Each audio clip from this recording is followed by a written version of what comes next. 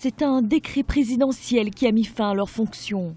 Le vice-président gabonais Pierre Claver Maganga Moussavou et le ministre des Eaux, des Forêts et de l'Environnement Guy Bertrand Mapangou ont été limogés ce mardi 21 mai.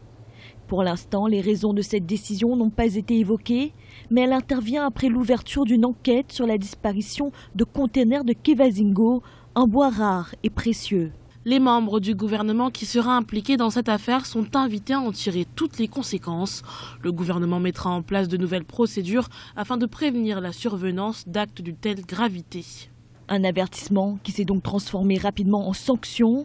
Depuis le début de cette affaire de trafic de bois précieux, plusieurs hauts responsables étaient sur la sellette. Jeudi 16 mai, des collaborateurs du ministre des Forêts avaient d'ailleurs été suspendus. Si pour les proches du pouvoir, ces limogeages illustrent le retour aux affaires du président de la République, pour l'opposition, il n'en est rien. Cette corruption ne peut pas être simplement organisée par les quelques fonctionnaires qui ont été démissionnés ou qui ont été virés, y compris les personnalités gabonaises qui ont été virées hier, les personnalités politiques, j'entends, du gouvernement, c'est-à-dire le vice-président et le ministre en charge des eaux et forêts au Gabon.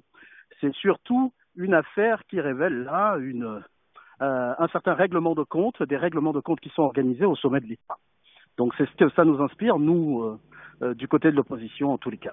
Fin février et début mars, près de 5000 mètres cubes de Kevazingo d'une valeur d'environ 7 millions d'euros avaient été découverts sur 2 sites d'entreposage appartenant à des sociétés chinoises au port d'Owando à Libreville. La justice gabonaise a annoncé l'arrestation de 2 ressortissants chinois accusés d'avoir participé au trafic avec la complicité de fonctionnaires gabonais.